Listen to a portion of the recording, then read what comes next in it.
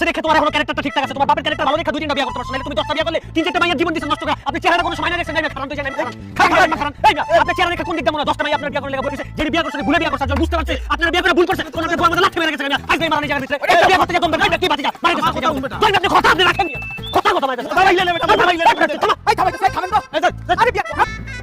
আচ্ছা, তাহলে আমি যতটুকু জানি এরপরে আপনার দুই পরিবার নাকি খুব নিম্ন অবস্থা। জি জি। জানা পাওনা নাই। না আমাদের দেনা পাওনার কোনো বিষয় নাই, আপনি বিসমিল্লাহ বলে বিয়ের কাজ শুরু করেন। ঘুমটাটি একটু সরাও একটু। ও সব কাজ আমিই করবো।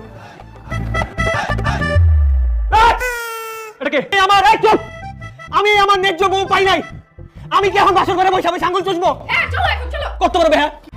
আরে বাবা, এটা কেমন কথা? বউ তো বউ, বউয়ের আবার কোনো বিশেষত্ব থাকে নাকি? কি আজব? তো বিয়ে হইছে।